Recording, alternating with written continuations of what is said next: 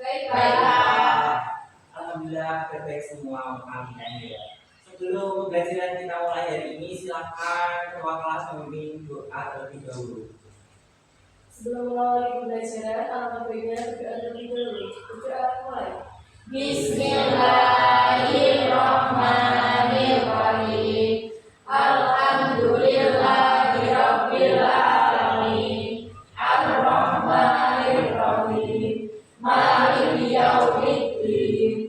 Iyyaka na'budu wa iyyaka nasta'in. Ihdinas siratal mustaqim. Siratal ladzina an'amta 'alaihim ghairil maghdubi 'alaihim waladdallin. Rabbi zidni ilma warzuqni fahma. Amin. Ya, selesai. Kalian hari ini kabarnya baik. Semoga kalian hari ini bisa menerima pembelajaran yang akan disampaikan pada hari ini. Sebelum pembelajaran dimulai, saya akan mengabsensi terlebih dahulu. Adakah yang tidak masuk hari ini? Iya, Pak. Iya. Alhamdulillah bagus, hari ini masuk semua. Langsung saja kita masuk ke materi kemarin. Kita lanjutkan, kita ingatnya terlebih dahulu materi yang telah kita pelajari kemarin. Silakan dibuka materi kemarin halaman 36.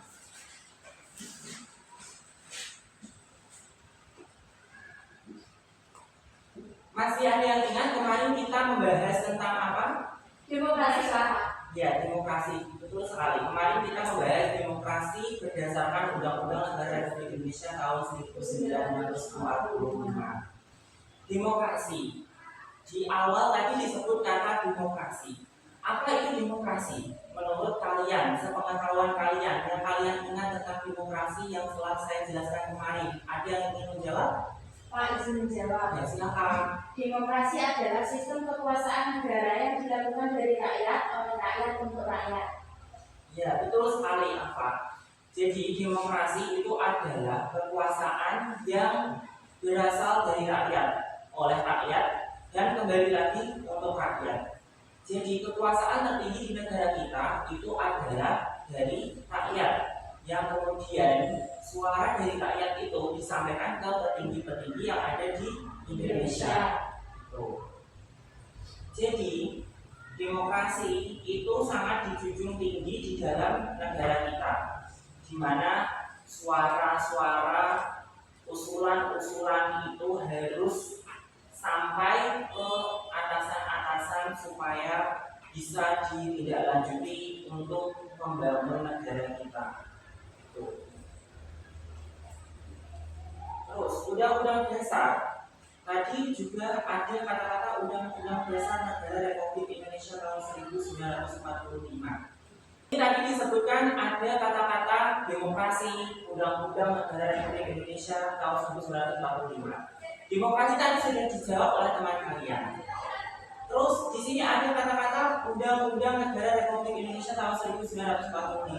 Ada yang tahu, ada yang masih ingat kemarin saya menjelaskan apa tentang apa pengertian itu Undang-Undang Dasar Negara Republik Indonesia tahun 1945? Pak, Silakan aja. Undang-Undang Dasar merupakan konstitusi dalam suatu negara yang menjadi pedoman tertinggi dalam penyelenggaraan pemerintahan. Betul sekali. Undang-Undang Negara Republik Indonesia tahun 1945 adalah konstitusi dasar. Konstitusi dasar suatu negara. Jadi itu landasan dasar yang menjadi pedoman tertinggi dalam penyelenggaraan pemerintah di Indonesia. Tata aturan atau landasan atau konstitusi itu sama. Yang digunakan untuk berpedoman dalam kehidupan bernegara dan berbangsa. Itu. Perjalanan pemberlakuan undang-undang di Indonesia itu juga mengalami beberapa periode penting, yaitu politik, sosial, hukum, itu ada periodenya, ada tahapannya. Tidak langsung tiba-tiba undang-undang itu jadi ada tahapan-tahapannya. Tahapannya tadi melalui politik, hukum, sosial, ya ada prosesnya. Terus kan tadi ada proses pembentukan undang-undang. Undang-undang dasar negara tahun 1945 itu dibentuk, disahkan, diresmikan. Itu kira-kira tanggal berapa, bulan apa, tahun berapa? Ada yang masih ingat kemarin saya menjelaskan? Berdoa Pak, Silakan. pada tanggal 18 Agustus 1945 oleh Panitia Persiapan Kemerdekaan Indonesia (PPKI). Ya, betul sekali.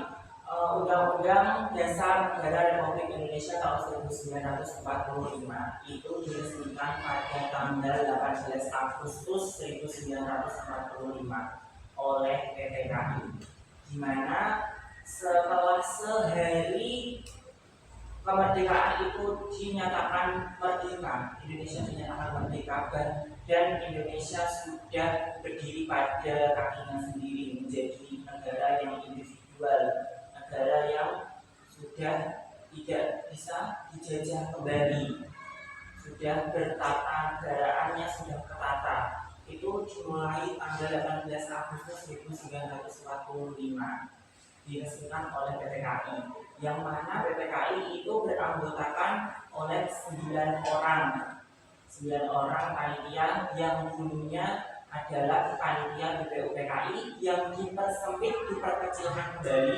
menjadi anggota 9, yaitu namanya anggota PPKI atau panitia 9. Jadi Undang-Undang 1945 itu tadi digunakan sebagai konstitusi negara dan hukum dasar negara. Tata penyelenggaraan kehidupan berbangsa dan bernegara harus mencerminkan Pancasila dalam Undang-Undang Dasar Republik Indonesia tahun 1945. Jadi sebagai warga negara yang patuh hukum, kita harus menerapkan perilaku-perilaku yang sesuai dengan dasar-dasar yang telah ditetapkan oleh Undang-Undang Dasar tersebut. Terus Undang-Undang Dasar Negara Republik Indonesia tahun 1945 juga memiliki fungsi. Apa saja sih fungsi Undang-Undang Dasar Negara Republik Indonesia tahun 1945? Kemarin saya sudah menyebutkan. Apakah ada yang masih mengingat salah satu atau beberapa fungsi yang telah kemarin saya sebutkan? Izin menjawab Pak, tapi ini menurut yang saya ingat ya Pak. Ya, Undang-Undang Dasar 1945 berfungsi sebagai pedoman pelaksanaan dalam kehidupan bermasyarakat. betul. Undang-Undang 1945 itu berfungsi sebagai pedoman pelaksanaan kehidupan bermasyarakat.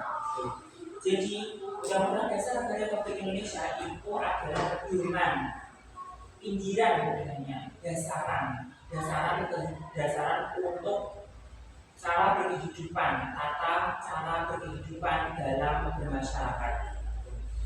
Terus saya menambahi fungsi-fungsi lain. Fungsinya adalah sebagai alat kontrol terhadap kekuasaan.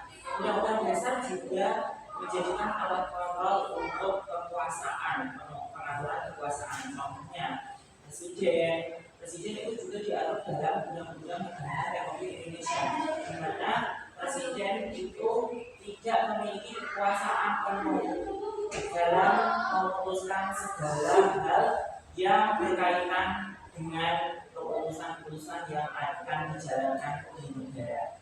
Pak izin menambahi. Jadi presiden itu walaupun beliau seorang pemimpin di sebuah negara itu tetap ada aturannya gitu ya Pak. Jadi presiden itu diatur. Iya, tetap ada aturannya.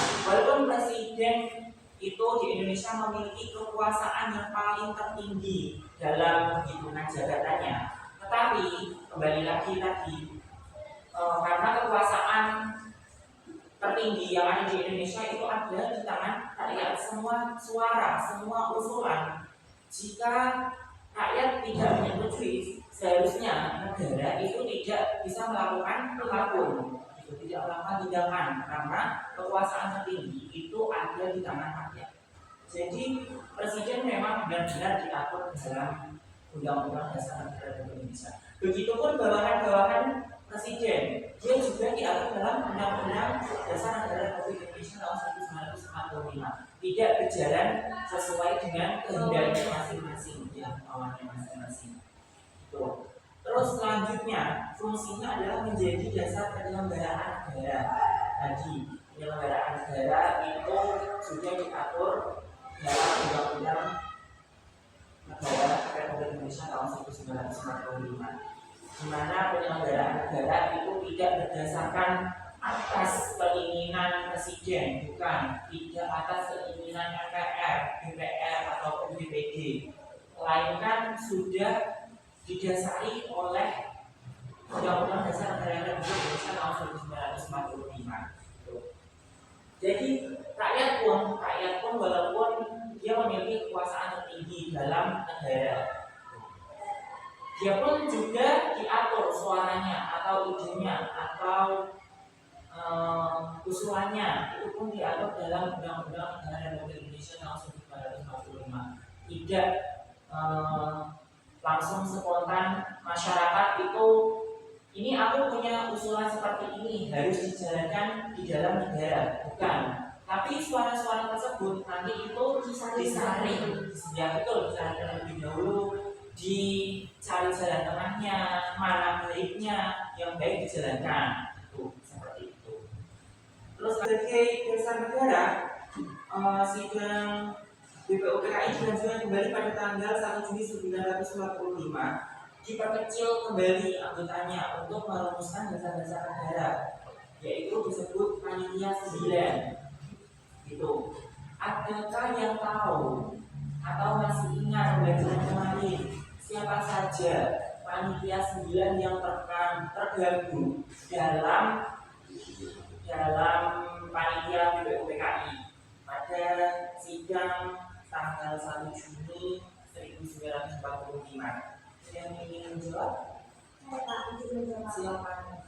Yang pertama sebagai ketua, mengenai sebagai ketua, Maramis, Abi Koresno, Tejo Seojoso, Abdul Kahar Zakir, Asmi Salim, Pas Lutfi, Muhammad Yamin, Supomo. Iya, betul sekali. Panitia 9 itu diketuai oleh Soekarno dan diwakil ketuai oleh Muhammad Hatta, gitu ya. Terus yang lainnya itu adalah sebagai anggota Panitia 9. Jadi Panitia 9 inilah yang paling berpengaruh dalam menentukan dasar negara yang digunakan oleh negara kita, oleh Indonesia. Jadi pada saat itu sidang kedua dilakukan setelah pembentukan Panitia 9. Sidang kedua dilakukan untuk membahas struktur negara dan menyusun rancangan undang-undang. Terus pada tanggal 11 Juli 1945 panitia merancang secara bulat menerima Piagam Jakarta. Piagam Jakarta itu adalah rumusan dari pembukaan Undang-Undang Dasar Negara Republik Indonesia tahun 1945, yang mana pembukaan Undang-Undang Dasar Negara Republik Indonesia tahun 1945 itu diambil dari Piagam Jakarta, yang kemudian ada beberapa Piagam Jakarta dari Piagam Jakarta yang dihilangkan karena dianggap kurang relevan dalam pembukaan Undang-Undang Dasar Negara Republik Indonesia tahun 1945.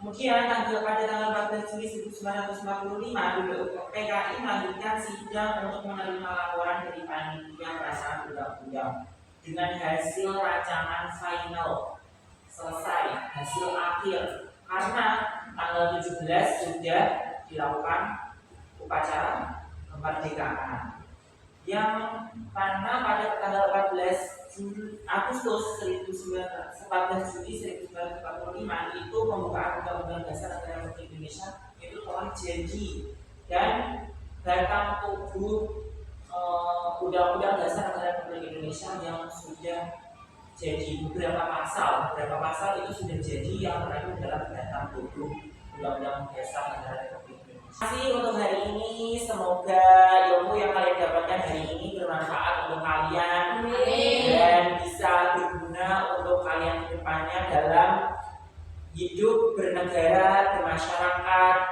dalam kehidupan yang lebih nyata lagi di luar lingkungan sekolah. Terima kasih, saya akhiri pembelajaran hari ini. Wassalamualaikum warahmatullahi wabarakatuh. Waalaikumsalam warahmatullahi wabarakatuh.